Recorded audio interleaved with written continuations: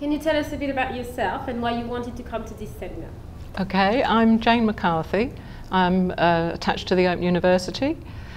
I've worked for about 25 years in the area of family sociology, basically.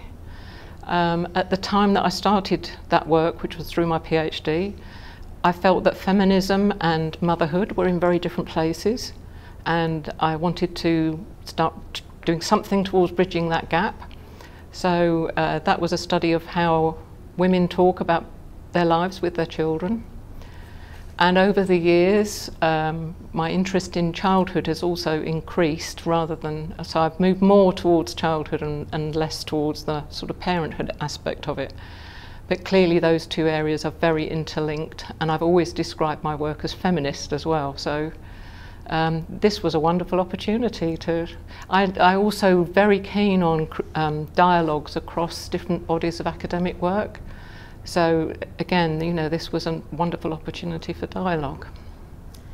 Coming back to the idea of family, well, the background in family sociology, I was actually struck by the different papers. There was always something about the nuclear family, and people were very critical about that, and how that's where the oppression started. Yeah. Can you? Right. Well, the term family is a very evocative one, and at different times sociologists have said we shouldn't talk about family, we should talk about households rather than family, or we should talk about personal life rather than family. But as a sociologist, I would argue very strongly that it's a very, very powerful word.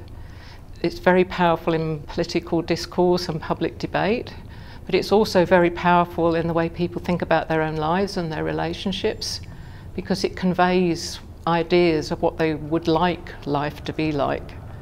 So people have ideas in their head of how it's meant to be, and it's up to us as sociologists to investigate that and to think about that, and how does that shape people's lives, and why is it so powerful, such a powerful language. And that's quite distinct from saying the nuclear family is particularly good or particularly bad, or that any one particular form of household counts as a family and another doesn't. That's a completely different issue. So that's where I come at it from, yeah. And how do you think that people's idea of a family is actually linked to the broader discourse on family and what a family should be? Well, they're very, very connected. But I also feel historically, I mean, nuclear family goes back historically in this country a very, very long way. It's not a new phenomenon. Now, I was just wondering, you know, about this idea of family. How does the public and the private exactly work together? Especially right. in relation to feminism and childhood, how you have an idea of what the mother should be, an idea of what the child should be, and now that's cross-references with what's happening outside and the discourse from outside. Yeah. Well, I mean, people do judge themselves hugely through their family lives, and in terms of your moral identity, it's, you know, family counts enormously. But I also feel that within our culture generally, we don't have many ways of conveying that sense of being close to people and belonging to something.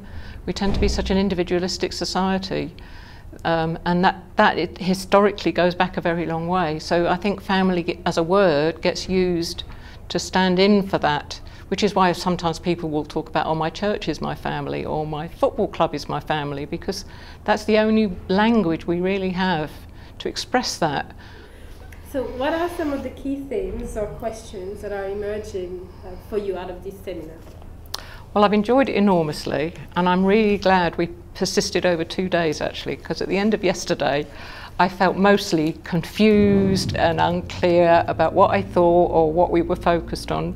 It has become a bit clearer in my mind today, but some of that is because I think what we're discussing are some really difficult issues that and I've really valued the fact that we've run across all sorts of different issues, but particularly that we've included people who are more political in terms of activism, and people who are more inclined towards theory or academic life.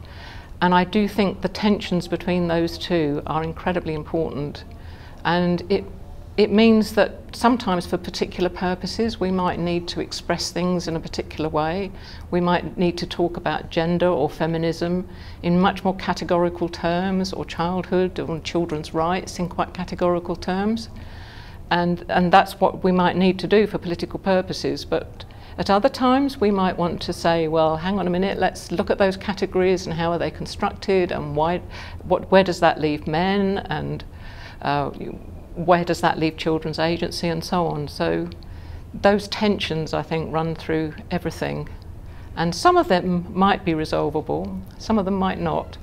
I mean, the tension between an ethic of care and an ethic of justice, people are working on that to see in what senses you can bring those two debates together. And if you can, then politically that would be really important. What about the idea of relationality and autonomy? Mm-hmm. Did you pick up on that, or? Well, it's a very strong theme of my work, actually. Yeah. Because I do think our culture in the global north or the west, or however you want to describe it, is incredibly individualistic. And that goes back a long way in our history. And so it's really hard for us to see when it's happening. And as I've said, you know, in terms of family life, that's one of the few areas where something else is supposed to be happening. I mean, people will sometimes talk about their family as in terms of, well, if you see my brother, you see me. So that sense of individuality and being a unique person starts to break down. But equally, ideas of autonomy also have their value, and they've obviously fed into ideas like children's rights and rights generally, and the idea that people are actors in their own lives, that they have agency and that they make a difference.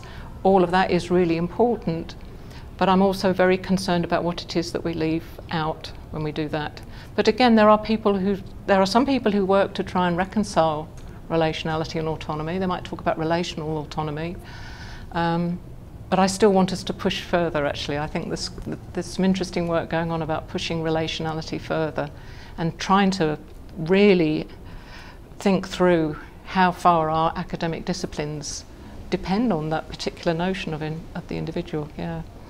And it just, you know, from that, I was wondering how this would apply to children's rights. So, you know, instead of having an individualistic idea of children's rights, where, you know, a more sort of relational idea of children's rights would actually help. Well, I mean, that comes very painfully to the fore, doesn't it, in some of the issues we discussed about how far you see children's best interests as bound up with their biological mother, or whether you see them more as individuals separate from their family and separate from those relationships. And in real life on the ground, those are incredibly difficult issues to resolve. But that's what's feeding into them, yeah.